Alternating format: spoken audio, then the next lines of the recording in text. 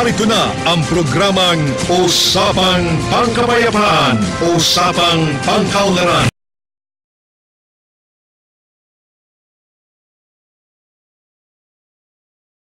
Ladies and gentlemen, the session of this honorable body is about to commence. Everybody will please rise. As temporary presiding officer, I would like to call this session to order. Mr. Secretary, roll call, please. The honorable members of the Sangguniang Panlunsod, Honorable Kathleen Cibriones, Honorable Mark Aris Pilwansing, Honorable Maria Concepcion R. Hernandez Piloso, Honorable Aris Manuel de Mendoza, Honorable Joel D. Pua, Honorable Raul A. Monte Alto, Honorable Pasita S. Lifiste, Honorable Leonilo A. Katipon, Honorable Donato Linatok, Honorable Donato Armonfero, Honorable Ferrilio A. Makasad Jr., and the temporary presiding officer, Honorable Kathleen Briones. Mr. Secretary, do you have a quorum? We have a quorum. I would like to call Councilor Don Linatok for our invocation.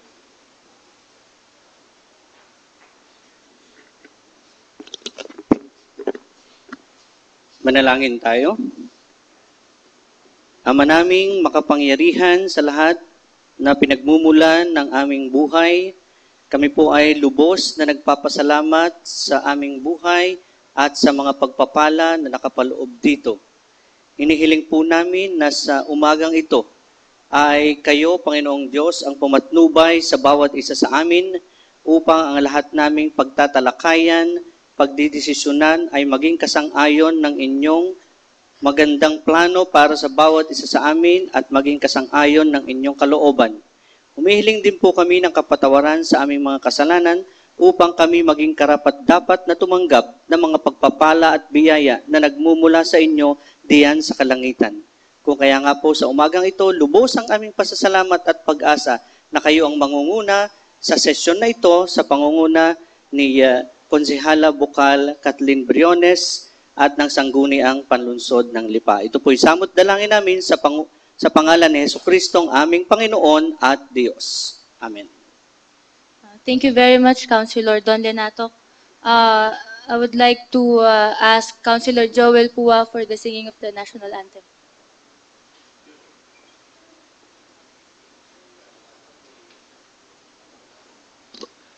Atin pong ilagay ating kanang kamay sa ating kaliwang dibdib at awitin ng pambansang awit. Bayang mag-ibig.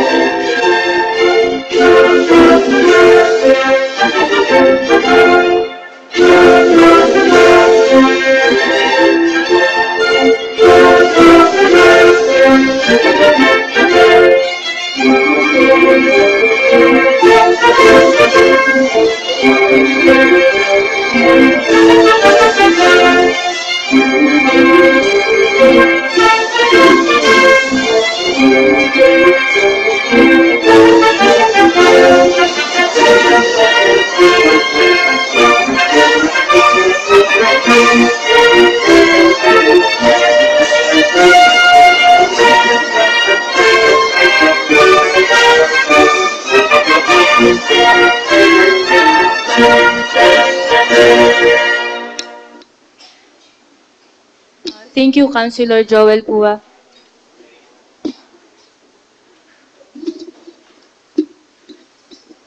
Now, on our next part of the order of business is the reading of the minutes of the preceding session and approval of the same.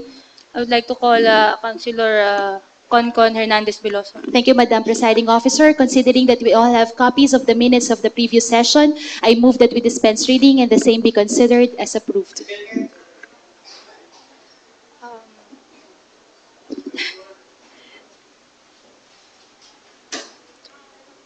Motion approved. Proposed ordinances and resolutions for second reading. Councilor Joel Pua, you're recognized for the committee report.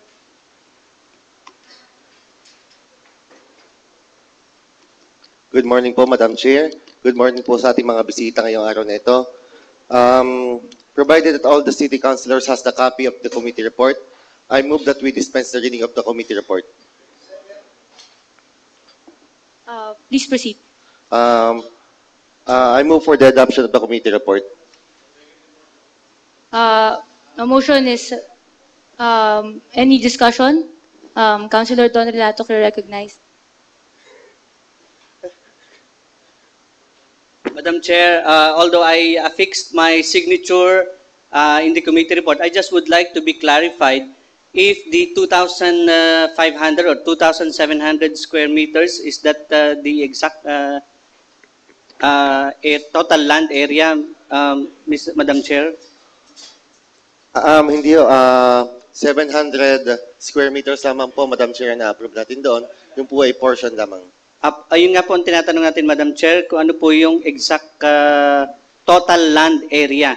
2,700 po. 2,700. Nais lamang po nating liwanagin, Madam Chair, kung ito po ay hindi sinusubdivide o formang subdivision. Dahil ito pong lugar na ito pong area na 2,700 ay malaki-laki na rin po ito. Dahil baka ito po ay nilolote-lote, kagaya po ng ating lagi ng paalala dito sa ating mga pagre-reclassify ng ganito kalalaking portion ng lupa, baka po ito ay ginagawa ng lote-lote at para makaiwas sa sistema o provisions na kailangan sa pagsusubdivide ng isang ari-arian, Madam Chair. Yun lamang po ang aking katanungan. So, hindi po ito sinasubdivide. Ito po nakausap na natin. Ito po ay lehitimong bahay lamang po itatayo. At yung likudan po nila may mga taniman po. Okay, any more discussions?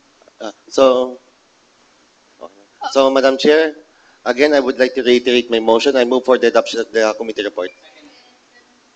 Motion is approved. For the business for the day, item number 1, Mr. Secretary. Yes. We will request that the items for the business for the day be referred to each committee and leave us a reading of each item. Okay, for the business for the day, item number 1 and 2, Committee on Appropriation. Item number 3 is for Barangay Affairs.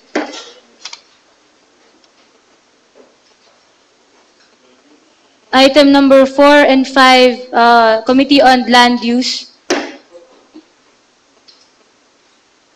Item number 6 is Committee on Good Government and Public Utility. And Ways and Means, Committee on Ways and Means. Item number 7 is Committee on Games and Amusement. And item number 8 is Committee on Tourism. Item number 9 is noted. Yes, Mr. Councilor Don Lenato. Madam Chair, if the body will agree, I would like to move for the urgency of items number 1 and 2 under the business for the day. The supplemental budgets of 2 barangays, Madam Chair. The motion for urgency is approved. Madam Chair, likewise, I would like to sponsor a resolution concurring the approved supplemental budget of Barangay Pusil in the amount of 126,001 peso and 80 centavos for third and final reading, Madam Chair. The resolution for the ordinance for the supplemental budget number 214 for Barangay Pusil is hereby approved. Likewise, Madam Chair, may I sponsor a resolution concurring the supplemental budget of Barangay Adia in the amount of 168,974.80 for third and final reading, Madam Chair.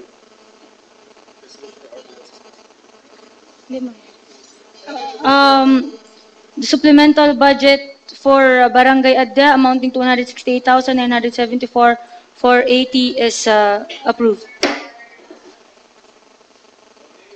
Before I continue, I'd like to recognize the presence of the Lipa City Night Market headed by the President, Mr. Kokoy. Nandito po, magandang umaga po sa inyong lahat, mga bisita natin from the night market.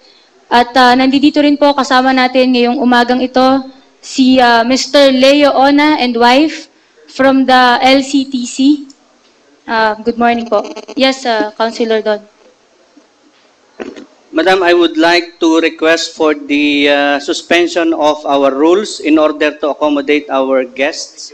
If you will allow, Madam Chair.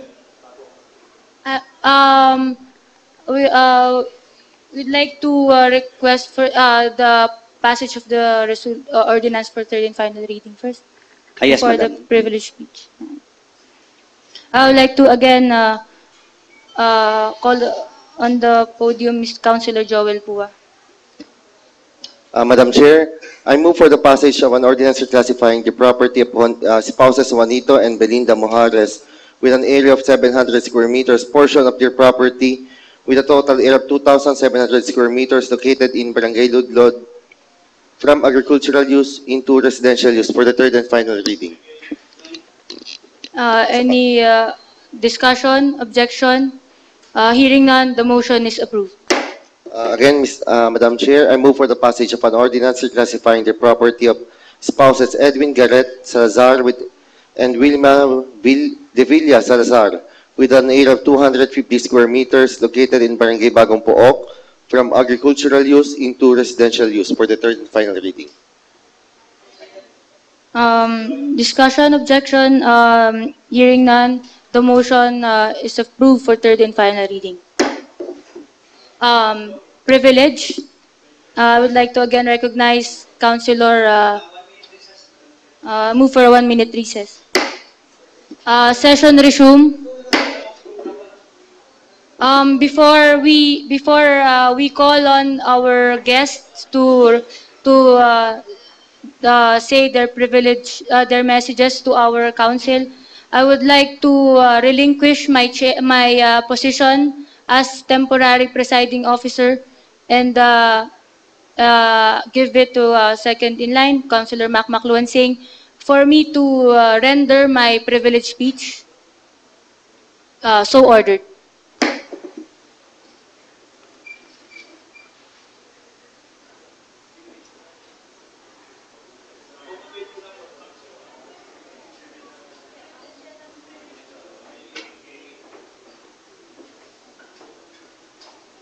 Thank you, Madam Chair. As a second temporary presiding officer, we are in a privilege speech. Okay po. Privilege. Thank you, Mr. Presiding Officer. Magandang umaga po sa lahat na nandito ngayon. Una po muli sa Lipa City Night Market, sa mga kasama po natin sa night market, sa pamumuno ni ang ating Pangulong si Mr. Kokoy, ang ating pong bisita si Mr. Leo Ona ng LCTC. Ako po ay nandito para po i-discuss sa inyo ang nangyari po noong nakaraang linggo doon po sa first Grand Barako Festival. Dahil po ngayong buwan na ito, ngayong buwan na Oktubre, ay International Coffee Month. So last week po, kasama namin, syempre ang chairman ng Tourism Committee, Chairman Councilor Macluan Singh, kasama rin po natin doon si Tita Patsy, Councilor Patsy Leviste, and Councilor Joel Pua, na pumarada po noong October 21. Ito pong Barako Festival ay nagsimula po October 21 hanggang noong October 26 po, nung linggo, headed by the Lipa City Tourism Council through its president, Ms. Pamela Ann Cortez. This event marked the launch of a 10-year plan to bring back the Barako trees in Lipa. They started it with an awareness march from the City Hall to Plaza Independencia, which was participated by the students from various public and private schools to formally open the celebration. And Afterwards, Mr. Leo Ona, kasama po natin ngayon, the former president of Lipa City Tourism Council and the current PRO, briefly discussed the history of Lipa, which includes the lifestyle of the Lipeños during the 1800s, when Lipa's economic boom due to the coffee plantation. Lipa was elevated from a municipality to a villa by Queen Maria Cristina of Spain because of its accomplishments brought about by coffee, and for a short time, Lipa became one of the major and sole supplier of coffee bean in the world. That time, ang ating pong lungsod ay naging richest municipality in the whole archipelago and became the center of commerce and trade, which we can be proud of. Mr. Leo Ona also pictured out the grandeur and extravagance of Lipa City, especially in the lifestyle of Lipeños during that time, where it caught students' attention towards the history of Lipa. Lahat po kaming nakikinig ay namangha at natuwa sa aming narinig sa pagkukwento po ni Mr. Leo Ona nung opening ng Barako Festival tungkol po sa kung ano ang kalagayan ng Lipa, kung ano ang history ng ating lungsod. He discussed numerous yung mga malalaki pong bahay and mansions in Lipa owned by those high society people, where social functions and gathering are frequently held during the limelight of Lipa, which are not written in our history. This short discussion opened up the minds of students regarding the history of Lipa, of their own birthplace. Unfortunately, the history of Lipa was not preserved. We are only based on the chopped stories of elders and various sayings that being passed from one person to another. The history of Lipa is like a jigsaw puzzle that we have to get every piece of it to picture the whole story, to picture the whole history, and we are lacking some of those pieces. Nowadays, ang ating pong mga kabataan, hindi alam kung ano ang nangyari noong kapanahunan ng yon, nung journey ng Lipa City. Even I may not be able to know the whole history of Lipa because I only rely as well on the hearsays and stories of the elders and some prehistoric books written about Lipa. But these stories are not enough to illustrate or show the whole picture of Lipa during that time. To further discuss, I invited Mr. Leo Ona from Lipa City Tourism Council to give us insights and reviews for this proposal. Mr. Chairman, I am requesting for the suspension of the rules to accommodate our guest from the Lipa City Tourism Council, Mr. Leo Ona. Rule suspended. Mr. Leo? Galit? Magandang umaga po sa inyo lahat. Ako po si Leo Ona. Ako ho ay nakaraang Pangulo ng Lipa City Tourism Council. Mr. Presiding Officer, our elected councilors, ang ating pong sekretaryo na sanggunian at ang ating pong mga kaibigan, kababayan, maaaring kababayan na rin natin ngayon, sa gallery. Ako ho'y naanyayahan para bigyan lang ho kayo ng kaunting pananaw tungkol ho sa ating kasaysayan. Actually ho, Lipa doesn't have a complete written history. Ayun po ang isa sa mga concerns na matagal ko nang inilalabi informally sa mga elected officials natin, primarily yung mga councilors. Tulad po ng, actually ho, 1995, I was asked to join the Lipa Cultural Heritage Society. One of the things we did was to gather anything that has anything to do with Lipa. Important dates, important events, great men and women, etc. Ano man may kinalaman sa Lipa. Isa po sa mga na-discover ko, ang Lipa po ay wala pong kumpletong nakatalang kasaysayan. Ang puro nakatala sa atin ay puro panahon. Panahon ng kape, panahon ng Hapon, panahon ng Kastila, puro panahon, ang dami ho niyang puwang na dapat mapunuan. Noong pong panahon na ako'y executive assistant ni Vilma Santos, nung first term niya, ang isa ho sa mga malimit ko lapitan ay mga senior citizens natin. Sabi, why? Because they are walking repositories of missing parts of our written history. Ano mang oral accounts nila maipasa sa akin, ay inire-record po namin yan. Ano ba ho ang uso ng panahon noon? Ano ba mga istorya na ipasa sa inyo na inyong mga lolo, lola, tiya noon? Paano ba mga lipenyo noon? Malaki pong bagay ang kasaysayan kahit kanino man. Maski ho sa mga politiko, ayan po ay kanilang pinagbabasihan din ng kanilang mga desisyon, binabasa nilang kasaysayan at makikita nila kung anong mga pagkakamali ng mga nauna sa kanila. Sa kasaysayan din po, malalaman natin kung sino tayo, ano tayo, saan tayo patutungo. Alam nyo, hindi katagalan po, ay isa ho sa na-discover ko. Lipa was celebrating the wrong foundation date for more than 50 years. Since 1999, nilabi ko ho ayan at inabot pa ho ng 2006 or 2007 bago pa ayan naging batas. For more than 50 years, ang ating sinaselebrate ay August 31. Ang tunay po nating Foundation Day ay June 20. Isa pa ho na maaring hindi nyo alam, hindi rin inoobserba dito sa atin, at hindi ko alam kung bakit, ang Liberation Day po na Lipa ay March 29. Ang dami humbayan nag-oobserba na kanilang Liberation Day, ang Lipa po hindi. Dito po sa atin, marami po tayong mga naging magigiting na Lipenyo na tumulong din para tayo maging malaya at matamasa kung ano tayo ngayon. Ang hinihiling ko lang po sana sa konseho, and you are in a unique position right now to make this materialize.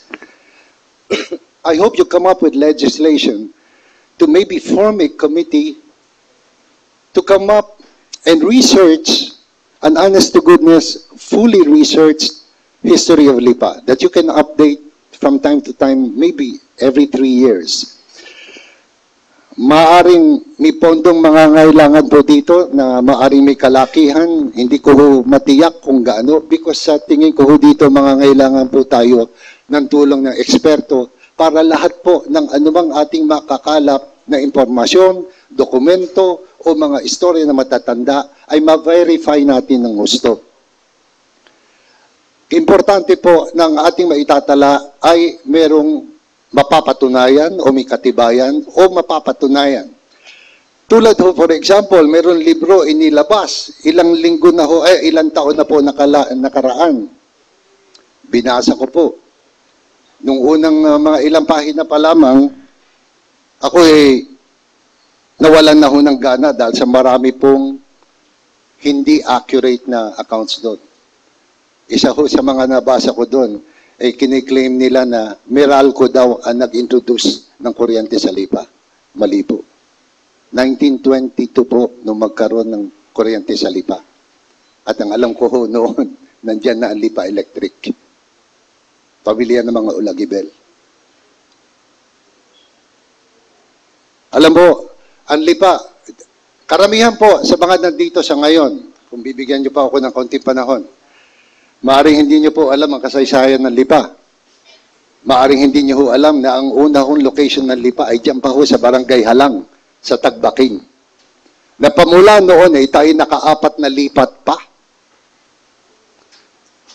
Nung unang lokasyon natin doon, founded by the Agustinians, ayun na ipinangalanan na San Sebastian dahil sa dalanan nila ang ating patron. Isang araw na wala ang ating patron, hinanap ng mga natives, nakita nila sa lugar na tinatawag natin ngayon Lumang Lipa. By a Lipa tree.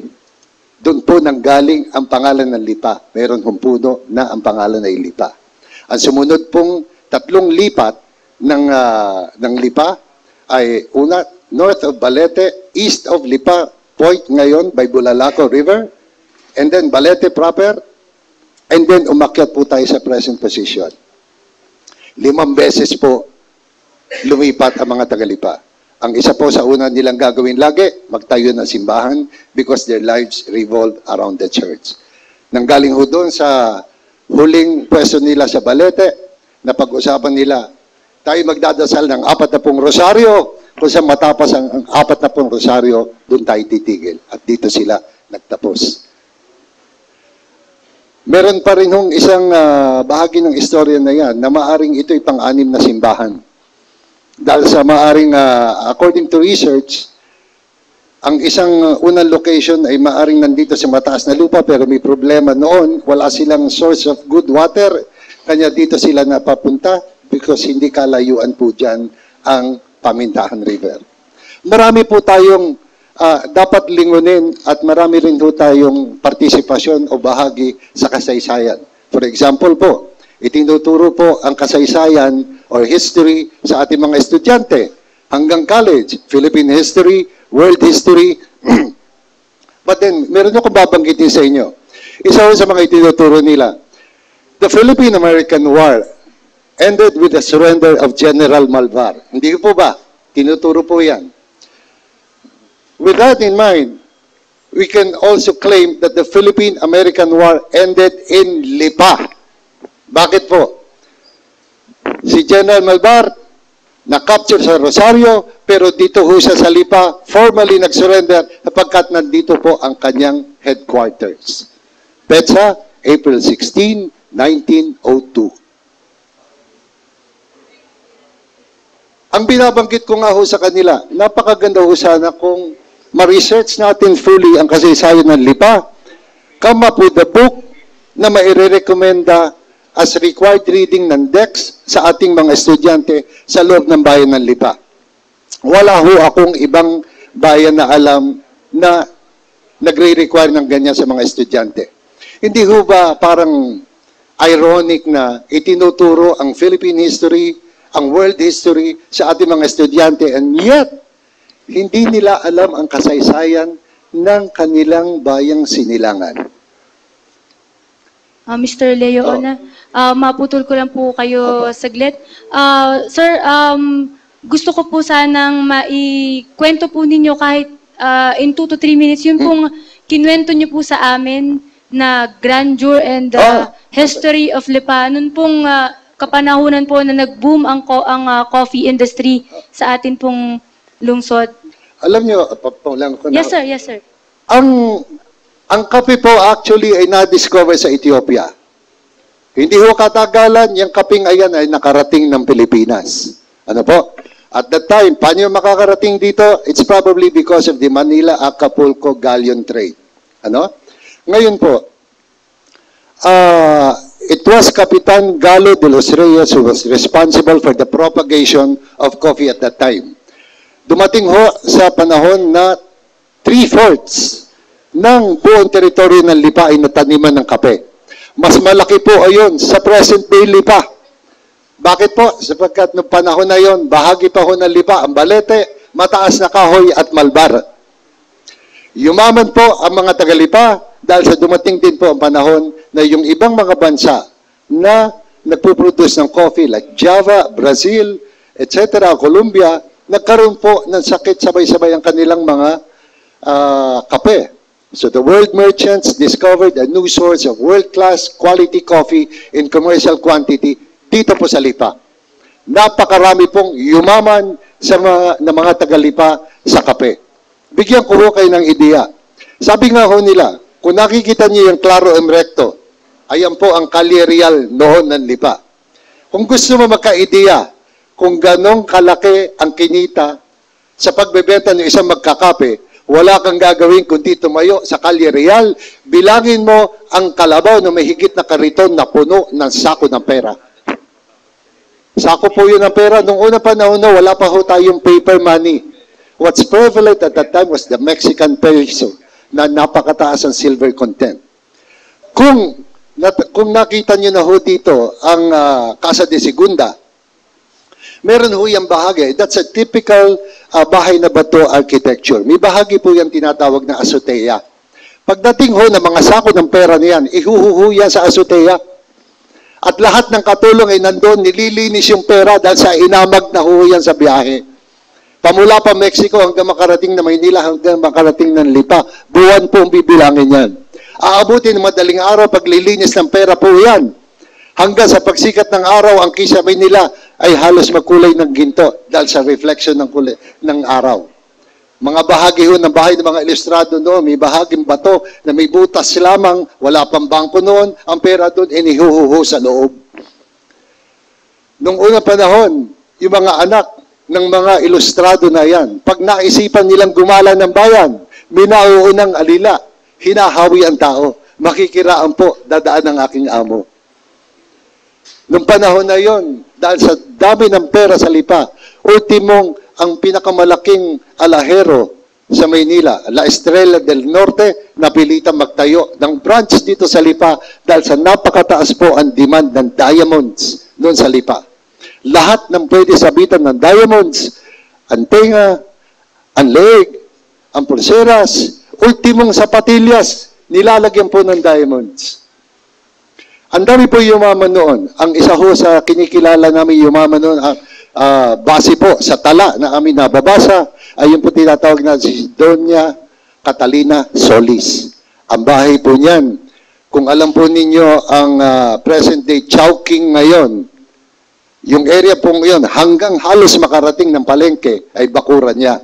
Sa loob ho ng bakuran na yun, ay meron napakalaking bahay. Wala ho kami sukat. Pero para bigyan namin kayo na ideya kung gano'ng kalaking bahay na yon. Sa loob ng bahay na yon, ay merong napakahabang mesa. Dining table na kayang umupo ng 80. 80. So that means that's 39 on one side plus kabisera, 39 on the other side plus kabisera. Hindi lang ho yun. Meron yung complete dinner set in gold and silver for 80 people. Halimbawa lang ho yan ng yaman. Si Sastron po nagsusulat, sabi niya, it was only in Lipa that I found the finest breed of horses. Arabian horses, Australian thoroughbreds, etc. Dito po sa Lipa, dahil sa yung mga ilustrado ay marami hong kinitang pera na pag-aral po nila ang kanilang mga anak sa pinakamagagaling na kolehiyo sa Maynila at hanggang sa Espanya. Ang kultura po ng Espanya noon ay nadadala nila paparito. Ang Lipa po ay naging cultural, financial, and intellectual center sa buong Katagalugan. Ang Lipa ho ay maaaring pinakamayamang munisipyo at that time. Ang kiniklaim pong title ay Pearl of the Orient noon ng Lipa na kiniklaim din ng Silay because of their sugar industry. Pero hindi nila kaya pantayan ang pera na umiikot sa bayan ng Lipa at ang yabang ng tao. Doon siguro nagpamalayo, sabi nga nila matatanda, maubos na yaman, wag lang ang yabang. Dito po sa Lipa, ay marami pong magigiting na mga Lipeño na naging kasamahan din ni Rizal sa Espanya, sa paglaban sa mga Kastila. Ayan ho, sina Baldomero Rojas, Lauro de Mayuga, ayan po ay mga kasamahan ni Rizal na nasa Espanya noon. Marami po akong pwedeng sabihin sa inyo, kaya ko umabot ng hanggang mamayang gabi kung gusto ninyo. Kung gusto niyo malaman ang kasaysayan ng Lipa, ang ating pong golden age of coffee, etc., etc.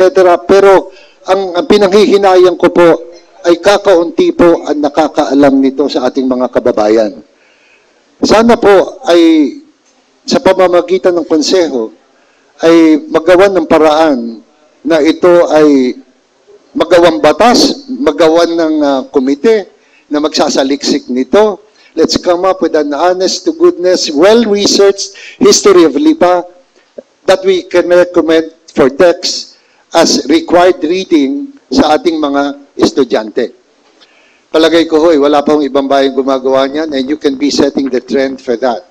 Like what I said, you guys are in a unique situation right now to make this materialize.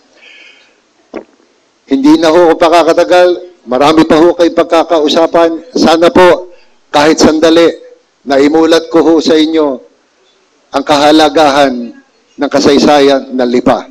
Sana po ito ay ating maitala ng husay, may research properly, and let's come up with a book. Ang Bawan po, 14 na volumes ang kanilang written history. Ang Lipa po, wala. What we have are highlights, coffee table books, etc.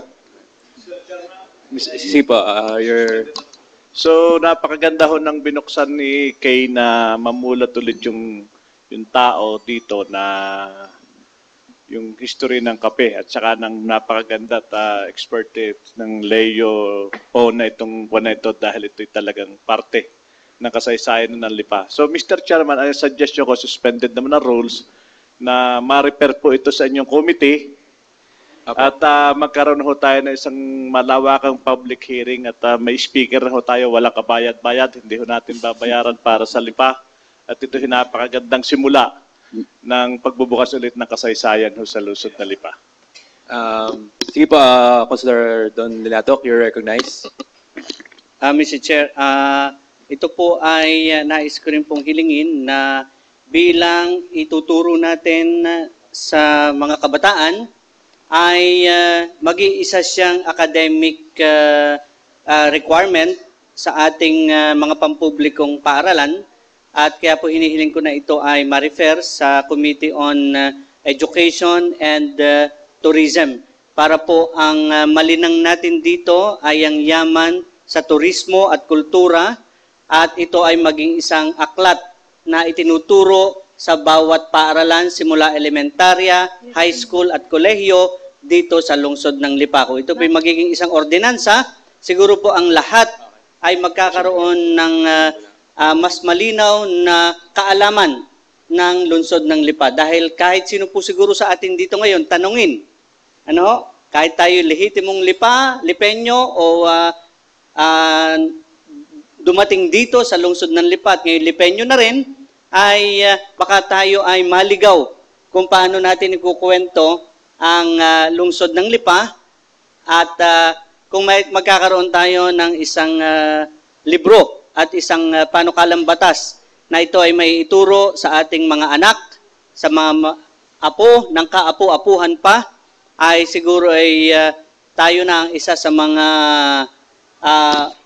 syudad na maunlad, na hindi lang maunlad sa ekonomiya, hindi lang maunlad sa kung ano pa mang bagay, kundi maunlad din sa yamang kultura at sining ng pagiging isang tunay na Lipenyo. Thank you po, Mr. Presiding Officer. Thank you po. Bukala Kay. Thank you, Mr. Presiding Officer. Maraming salamat po sa aking mga kasamahan. Maraming salamat po, Mr. Leo Ona at sa kanyang wife na napakaganda. Maraming salamat po sa pagpunta niyo dito at sa pag-discuss briefly kung ano po ba ang Lipa noon, yung atin pong history. So, kagaya po ng nasabi na aking mga kasamahan, kaya po ako nandito ngayon, tumatayo po sa inyo on privilege, ay para po malaman po ng bawat isang naririto at sa mga nanonood na ang importansya ng kasaysayan ng lungsod ng Lipa. At tama po ang sinabi ni Sir Leo na sana po ma-refer din na magkaroon po ito ng group of researchers, magkaroon po sa lungsod natin ng group of researchers kung kakayanin po natin ng pondo. Ano po, that will ponder time in studying every detail, facts, and information about Lipa. Siyempre po, hindi lang po yan basta pagkokolekta ng mga history, mga facts, i-verify pa po ito sa history, National Historic Commission po natin, at marami po pong research ang gagawin po dito para po tayo makapag-come up ng buong nakakolektang history ng lungsod ng Lipa na ating pwedeng ipagmalaking ating pinanggalingan at pwede po tayo may matutunan sa kung ano mang pinaranasan ng ating lungsod noon. At sana po, Mr. Chairman, muli, I am requesting to refer this to the proper committees. Before your motion, I would like to resume the session. Session resume. Mr. Chairman, I would like to refer this privileged speech to the proper committees, again to the Committee on Tourism for further study regarding this matter, the Committee on Appropriation to allocate budget for this prospective group of researchers who will undertake further studies and ponder time in studying every detail, facts, and information about the city of Lipa. And lastly, to the Committee on Education who would, para po mapag-aralan kung ito pong research na ito ay matapos, kung po pwede po na maisama sa curriculum ng ating mga estudyante dito po sa lungsod ng Lipa. The matter that brought out by Councilor Bukala Kay Briones is referred to Committee on Tourism, Education, and Appropriation. privilege. Can I render my second privilege, Mr. Chair? Sige po. Noong pong nakaraang Sabado, October 25, kami po, ang aking grupo ay pumunta sa Barangay Santo Niño, kung saan po nakalagay sa Sitio 3, sa Purok 3, ang tawag po ay Sitio Canyon. Kung bakit po Sitio Canyon ang tawag doon ay dahil po meron pala doong matagal nang nakalagay na kanyon. Yun po siguro ay matagal na nating naririnig-rinig at inyong lingkod po sa tulong po ni Kapitan, kaya po wala si Kapitan noon, pinadala po niya ang kanyang tanod chief, si Mr. Pedro Isana, at saka po isang residente ng Barangay Santo Niño, si Mr. Oden Coronel. Kami po ay pumunta at binisita namin ang kanyon dito po sa Purok 3 na ito sa Sitio Canyon. Approximately mga 500 meters away from the barangay road. So sa hindi po inaasahang pagkakataon, kami po ay umakyat ng bundok ng kaunti. Ano po? Sabi po ni Mr. Isana, ang lote kung saan po yung kanyon na ito ay nakita ay ang may-ari po ay si Mr. Alex Mendoza ng Barangay San Isidro. That area was believed to be one of the headquarters of the Japanese soldiers and used the cannon against the Americans during World War II. Kung dati nga po sa ibang mga lugar, yung pong mga ganitong klaseng artifacts, ang mga World War II artifacts ay kinukuha, inaayos, pine-preserve at nilalagay sa monumento para po maging parte ng kasaysayan ng lungsod ng Lipa, kagaya po ng unang pinrivilege po natin. Ngayon po, nandiyan po ang kanyon, nakikita po natin, natatabunan na ng mga damuhan at nakatiwangwang lang po.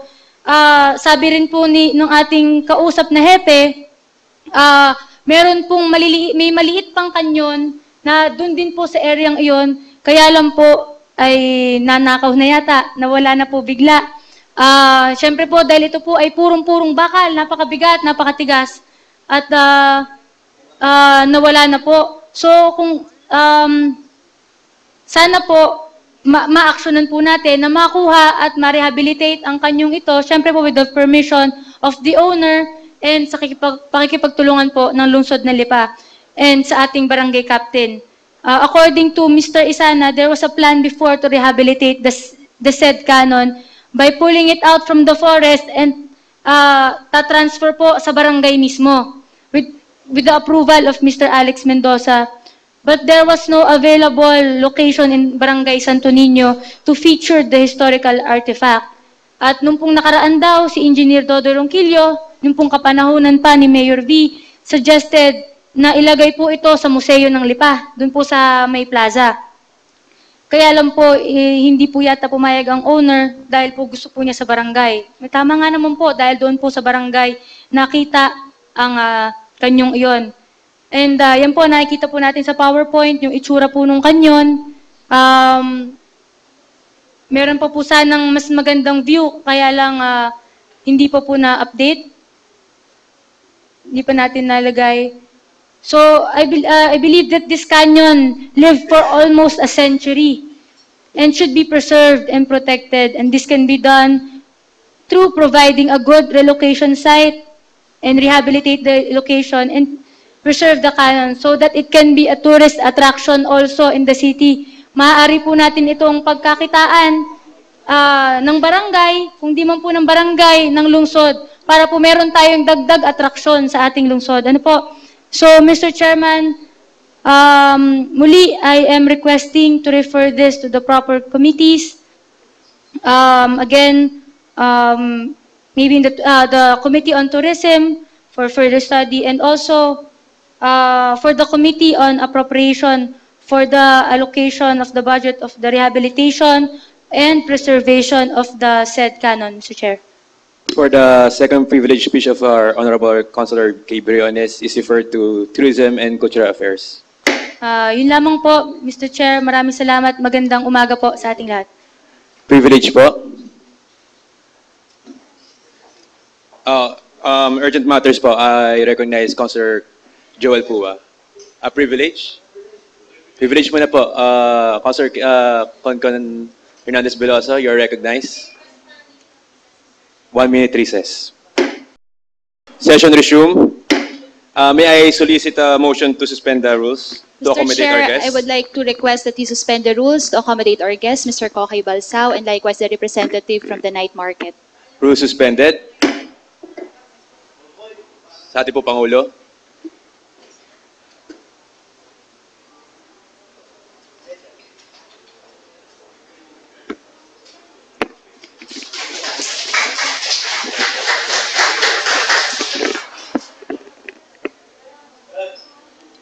Mr. Chairman, thank you very much for giving us the opportunity to share our views regarding the night market. Ako po'y natutuwa sapagkat nandito ang ating mga kasamahan, hindi lamang ang mga membro ng aking South Luzon Islamic Association, kung hindi lahat ng mga magtitinda sa night market. I was just informed 2 days ago na napag-usapan ang problema natin dito sa Pamilyang Bayan. But for your information, ladies and gentlemen, ako po'y isa sa inyong kasama upang paglingkuran ang ating Pamilyang Bayan ng mahigit kumulang 20 taon. Dito po, Tita Patsy, sa ating Pamilyang Bayan, ay laging masalimuot at sa ating pong malawakang pag-unawa ay nagkakaroon ng solusyon. And in behalf of South Luzon Islamic Association and at the same time, your advisor on Muslim and Minority Affairs, before I go to the main issue, the topic of this, ako po'y natutuwa at mapakinggan ang aking boss, Leo Ona, sapagkat kanyang ipinapaliwanag ang kasaysayan ng ating siyudad ng Lipa. Dito po sa siyudad ng Lipa, nais ko lamang pong banggitin din na ito lamang ang siyudad sa buong mundo na mayroong barangay Marawi. At nag-iisa lamang po ang Marawi City sa amin sa Mindanao. Ang Marawi City at Barangay Maraway ay iisa lamang kung ating pakikinggan, bagamat ang mga kamusliman sa parting Mindanao ay medyo sawit sa Tagalog.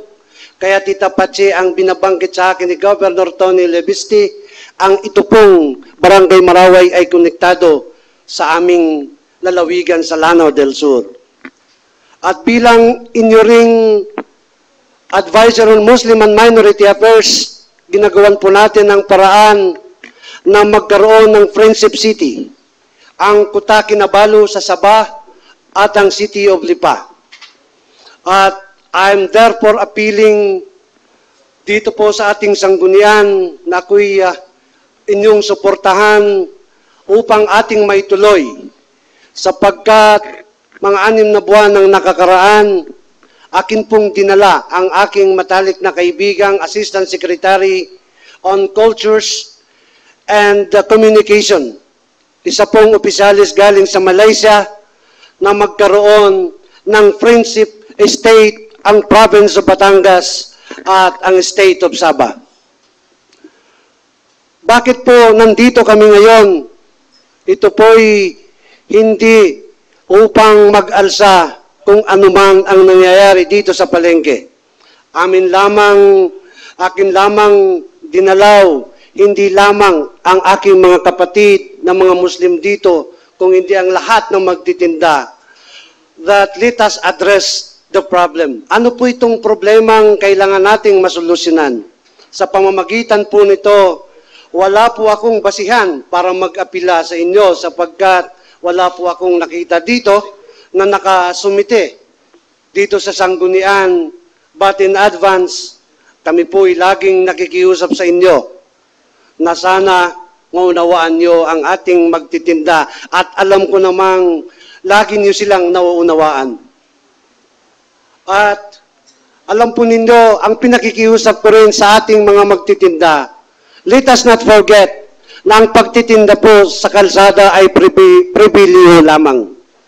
Huwag po nating angkinin ang kalsada ay pagmamayari yan ng gobyerno. Kung tayo ay pinagbibigyan ay dahil sa kabaitan ng pamahalaang lokal. Ang pinakamaganda po, ang mga namumuno sa night market, mayroon kayong pagkakaisa, ilapit ninyo sa tamang pamamaraan, huwag po nating idaan sa dahas. Sapagkat wala akong nakitang bayan, ako po'y kahit papaano nakakarating kung saan-saan, at nakita ko po na wala pa akong nakitang isang bayan na maganda na lahat ay may dalang armas. Kaya dito po sa siyudad ng Lipa, kami pong mga Muslim ay aming ipinagmamalaki. Sapagkat ang sabi ko nga po sa aking mga kasama, kung meron mang gigera dito sa Lipa, ang mga Muslim kailanman hindi niyo makikita yan sa likuran, bagamat kami ang mangunguna. Ang ating mga kapatid dito ng mga Muslim ay lagi ko silang sinasabihan, bagamat hindi po natin maiwasan, Mr. Chairman, na nagkakaroon ng mga petty crimes. Kaya nga po, mayroong Biblia at may Quran sapagkat alam ng nasa taas na laging may counting problema at dapat may sinusunod. Kaya po ang pakiusap ko lagi sa inyo ay daanin natin lagi sa magandang pakikipag-usap. Tayo po'y magsusumamo sa ating mga kapatid ng mga konsehalis dito. Iginagalang po namin kayo. At tayo rin po ay lumapit sa ating gagalang-galang na mayor upang maunawaan ang ating katayuan. At alam ko naman po na mula noon, naunawaan nila tayong lahat. Kaya kayo pong lahat ng magtitinda, huwag po kayong mawala ng pag-asa. Ang pinaka-importante po sa isang tao ay laging naiisip na sa minuto, kada isang oras o buong araw, laging may pag-asa. Kailanman hanggat kayo ay humahawak na sa tamang landas, kailanman ay hindi kayo maliligaw. Sumusuporta po ako sa inyo hanggat sa lahat ng inyong ginagawa ay nasa kabutihan, ngunit hindi po namin kayo sasamahan kung hindi maganda ang inyong pinatutupad. Kaya nakikiusap po ako sa inyo. Alam ko ang ating mga kapatid na mga konsehalis dito, sila ang naiipit tuwing mayroong kayong hinihingi. Habang nalapit tayo dito sa ating mga konsehalis, gawin din nating lumapit sa ating kagalang-galang na mayor at sa mga ibang opisyalis ng pamahalaan. Maraming salamat po sa inyong lahat.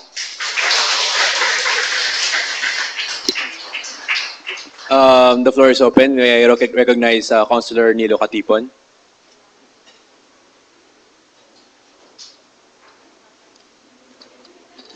So, salamat ho kay Sir Kukoy. Ayan ho, ang chairman ng Muslim Affair ng Region 4, si Kukoy Bansaw. Yan ho, taga-Bulaknin.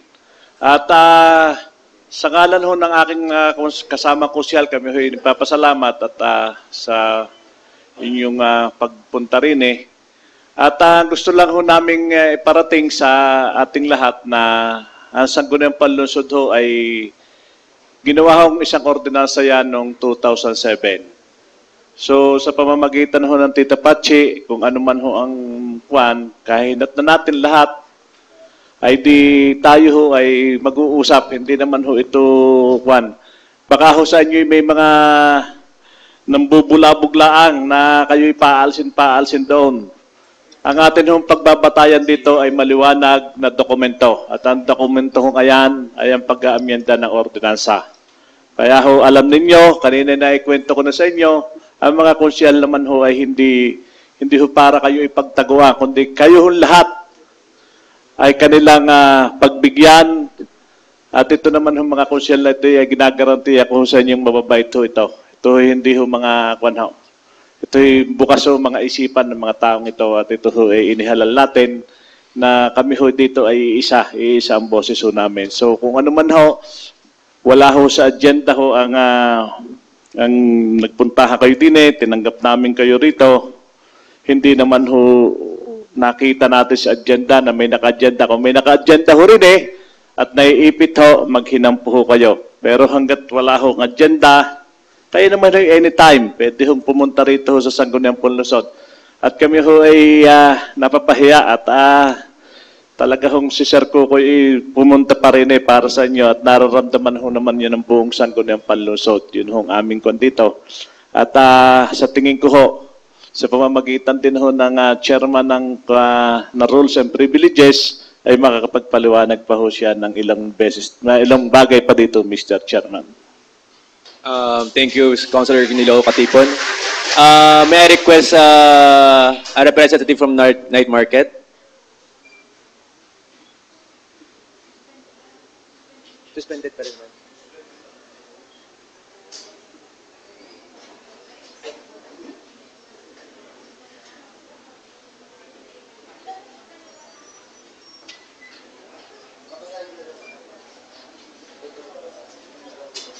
Sige po.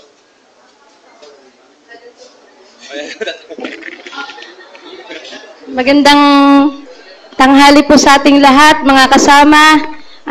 In behalf po ng mga kasama kong Board of Director, ako po nga po pala si Mari Febiado, ang spokesperson ng aming libang Board of Director. Isa rin po akong Board of Director.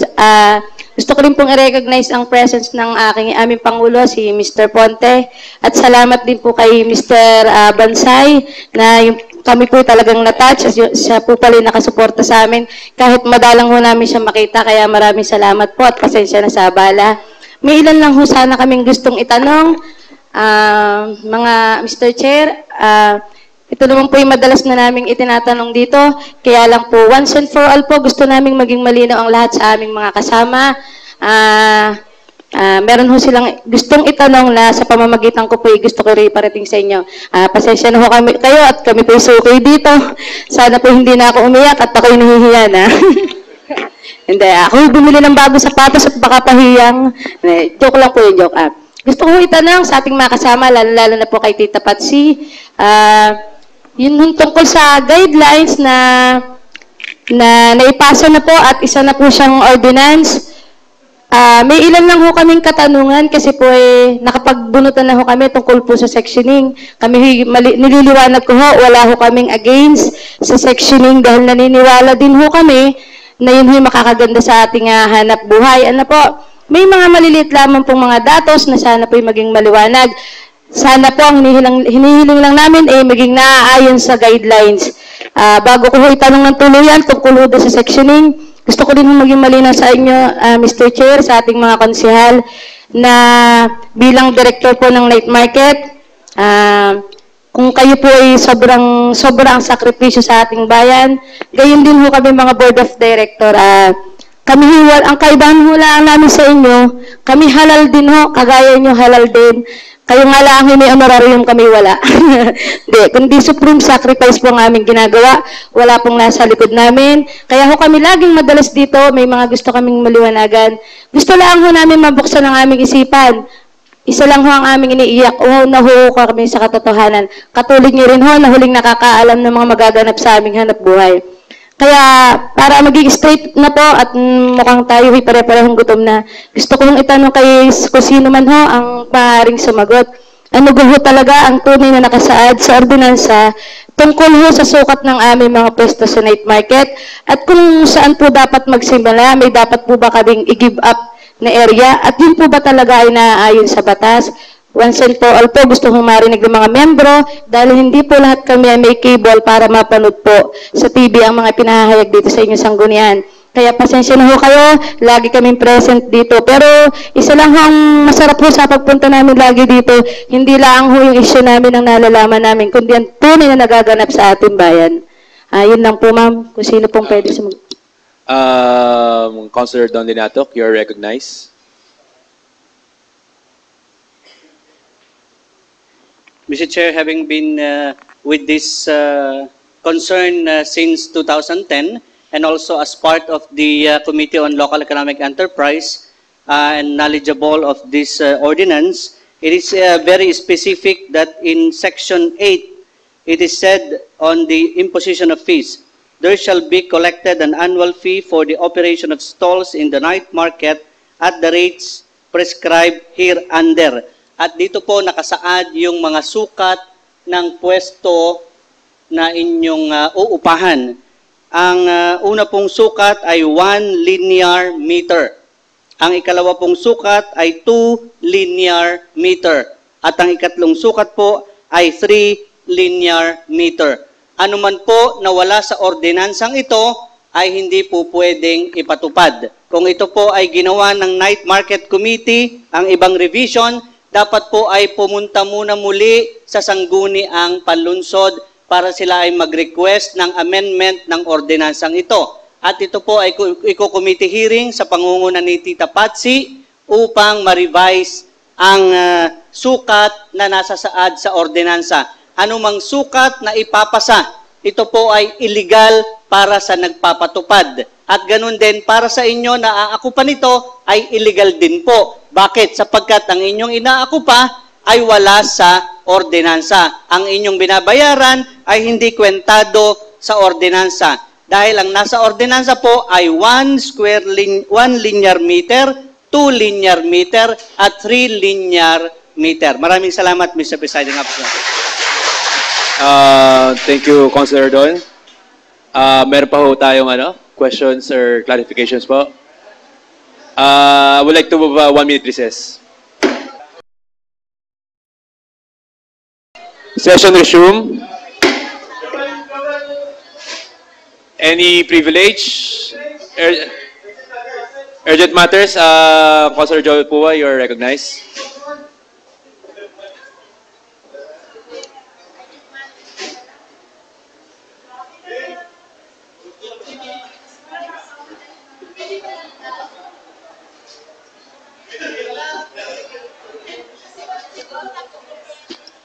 Mr. Chair, I move for the urgency of item number 4 and number 5. Is there any objection? Second? Any discussion? The motion is duly seconded. The matter brought up by Councilor Joel Pua is I hereby consider as urgent. Mr. Chair, I move for the passage of a resolution for the approval of the final subdivision plan analysis of Ironwood Estate subdivision located in Barangay Sampaguita for the third and final reading. Any second? Any objection? Any discussion? The motion of Councilor Joel Pua I hereby to pass for third and final reading. Mr. Chair, I move for the passage of a resolution for the approval of the final subdivision plan analysis of Sampaguita West 3 located in Barangay Sampaguita for the third and final reading. Any second? Objection? Discussion? The matter brought up by Councilor Joel Pua I hereby pass for third and final reading. Councilor K. Briones, you're recognized. Aye.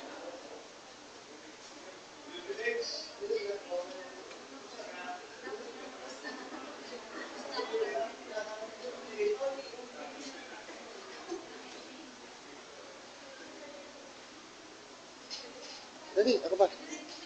Ako ba? Meron pa ba? Ito ba?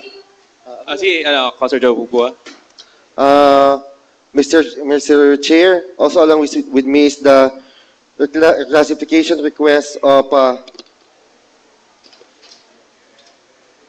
Camellia Homes, which is located in Balintawak. So, Mr. Chair, I move that we consider this as urgent. Any second? Any objection? Discussion? The motion is duly seconded. I hereby consider as urgent. Urgent.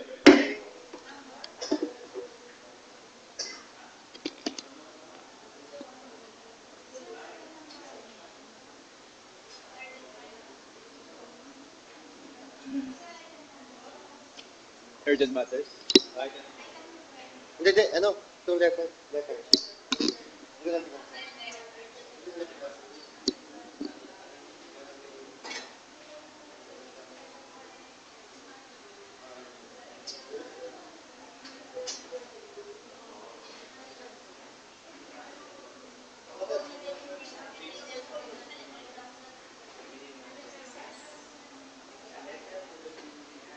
I'm declaring 1 minute recess. Session resume. Mr. Chair, once again, I would like to reiterate my motion. The letter is addressed to the honorable members of the Sangguniang Panlunsod. Sir, Madam, I'm respectfully forwarding the honorable members of the Sangguniang Panlunsod for the appropriate action herein request of Architect Neil Angela Honorica for the reclassification of the following properties from agricultural to residential use at Barangay Balintawak, Lipa City.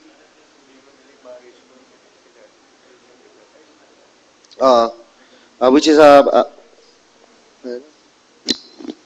with various classification requests located in Barangay Balintawak. Mr. Chair, I would like to this matter to be referred to the proper committee.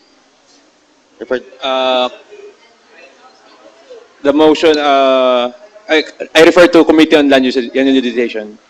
Mr. Chair, I move for the urgency of this matter. Any second? Objection, discussion. The motion is duly seconded. I hereby consider as urgent. Mr. Chair, I move for the passage of an ordinance reclassifying the property.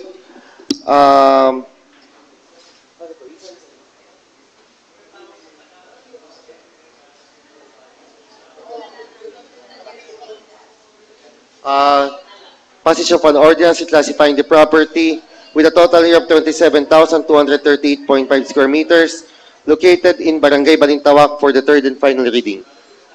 Any second? Any objection, discussion, hearing none?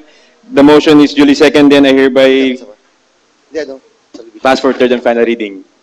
Mr. Chair, also along with me is the letter of Amaya Escapes for the approval of their final subdivision plan. Likewise, Mr. Chair, I like this matter to be referred to the proper committee. The motion, I refer it to Committee on Land Utilization. Mr. Chair, I move for the passage of an ordinance classifying the property, for the approval of the final subdivision plan analysis of Amaya Escape, Batangas, located in Barangay Anilaw, Labac, provided that they will comply with all the specifications and requirements of HLURB, and provided also that they will allot a space to be used as a daycare center for Barangay Anilaw, Labac. Urgent. For the third.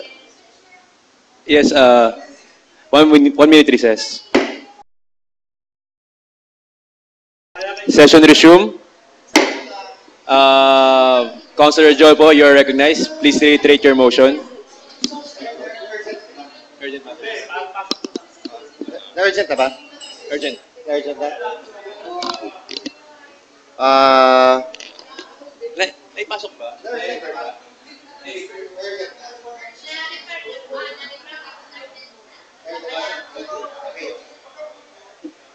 Mr. Chair, once again, I would like to reiterate my motion. I move for the passage of a resolution for the approval of the final subdivision plan of analysis of Amaya Escape, Batangas, located in Barangay Anilaw, Labac, for the third and final reading. Any second? Second the motion. Seconded by Councilor Doninato, Councilor Nilo Catipo, Tita Pat Chiliviste. Any objection? Discussion? Hearing none, the motion is duly seconded and approved for third and final reading. Mr. Chairman, with the permission of the Chairman of Land Use, I am requesting to sponsor a resolution requesting the Amaya to provide the Barangay Labac Anilaw a space for the daycare. Gratitude. Okay. Napasok na sa kanya. Okay na po. Yun na lang.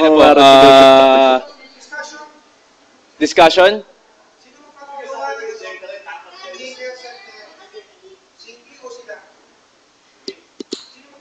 Mr. Chair, for clarification, earlier it was included as part of the condition. However, we discussed also that it could not form part of the condition of approving a similar request of that nature. So however, we are still acknowledging the fact that Amayascapes is donating or allowing us to use a portion of their lot intended for the construction of a daycare center. So lote lang ang ibibigay ni Amayascapes at ito ay pinapagamit para po sa pagtatayo ng isang daycare center. Therefore, I suggest that we sponsor a resolution expressing our gratitude and requesting that the city executive together with Amayascapes enter into a contract of agreement or any similar document to effect the long-term use of that land or that lot specifically for the construction of a daycare center. So therefore, Mr. Chair, paraphrasing the resolution of Councilor Nilo Katipon, I move that we pass a resolution expressing our gratitude to Amayascapes for allowing us to use a parcel of their lot intended for the construction of a daycare center and to request Amayascapes and the city executive to enter into a memorandum of agreement regarding the use of the same for long-term use of a daycare center. For third and final reading, Mr. Chair. Any second? Second the motion. Mr. Any objection? Any discussion? Hearing none, the motion is duly seconded and hereby approved for third and final reading. Privilege, last privilege, Mr. Chairman. Before Kay, may I, with your permission, ma'am? Okay, Mr. So, noon last week, kung natatandaan po ninyo, tayo, Mr. Chairman, ay nagkaroon na isang realignment of PAN, 784,000 para ho sa payment ng interest doon ho sa parking building. Pinerify ko po ito ng isang araw na doon ho sa 300 million loan ng City of Lipa para ho sa parking building ay nagkaroon na ho ng initial release of 50 million, Mr. Chairman. At doon sa 50 million, kailangan na nga ho natin bumayad ng 188,000 a month para ho sa 4 na buwan na interest lamang ng 50 million. Parte ho ito ng tinatawag na parking building. At doon hong nakaraang taon, tayo ho ay nag-appropriate ng 99 million para ho sa pagpapagawa ng sports academy sa Barangay Dagatan.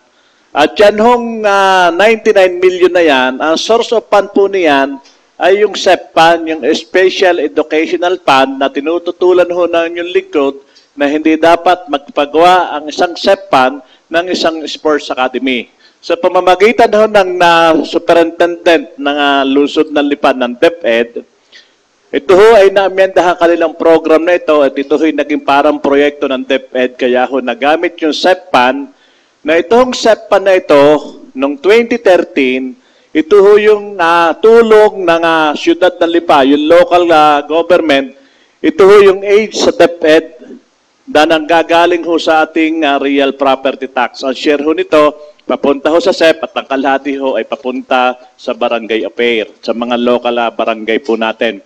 Ang akin hong gusto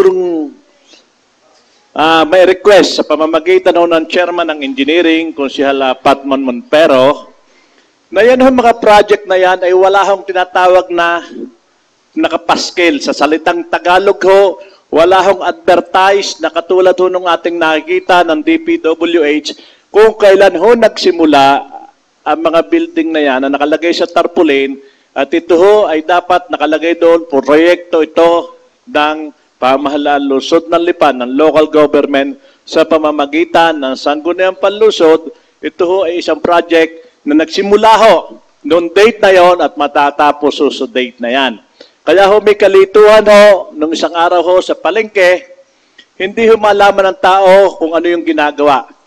Wala hong naka-advertise doon, wala hong patalastas na itong ginagawang ito sa gitna ng palengke ay yung parking building na inutang na 300 million.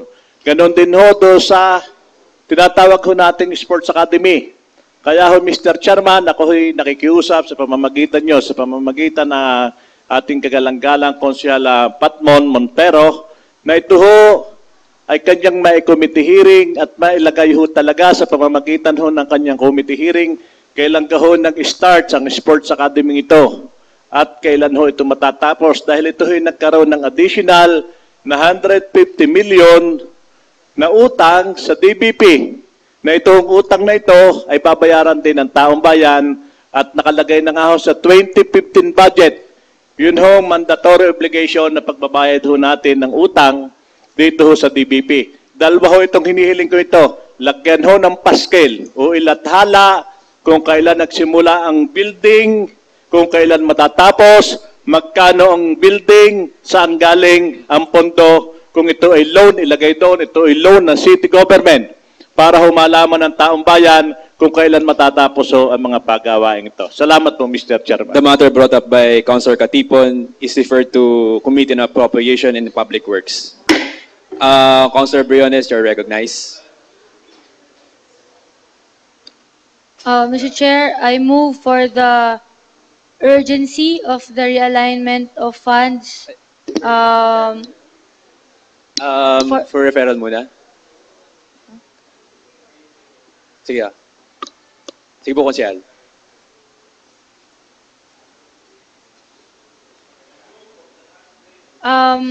Mr. Chair, I move for the urgency of the realignment of the funds of the SP from traveling 13,000 and to training expense and under the SP also, and the grants and donation of 30,000 pesos under the office of the mayor, of the city mayor, to the training expense also for the total of 43,000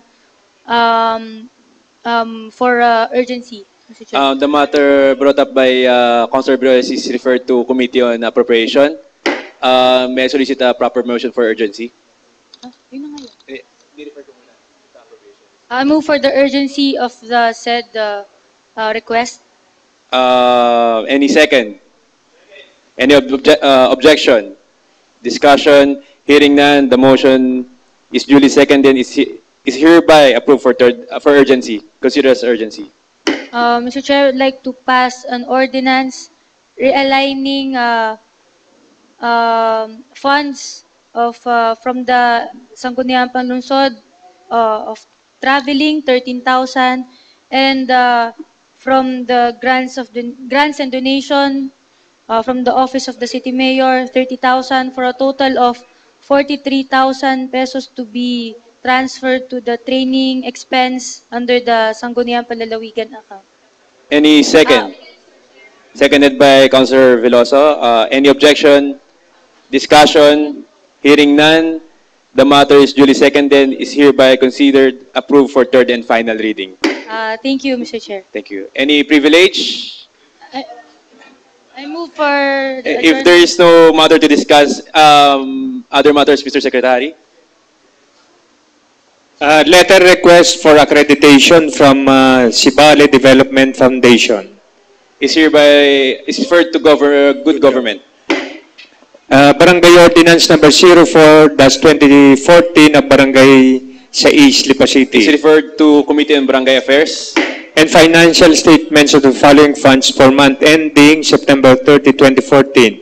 General Fund Proper, 20% Development Fund, Economic Enterprise Market, Kuleo ng Lungsod ng Lipa, Hospital ng Lipa, Special Education Fund, and Trust Fund. Noted.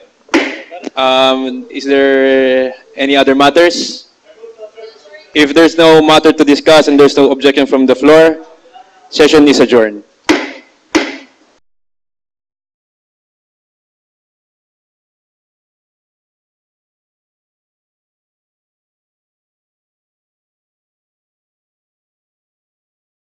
Audio Jungle.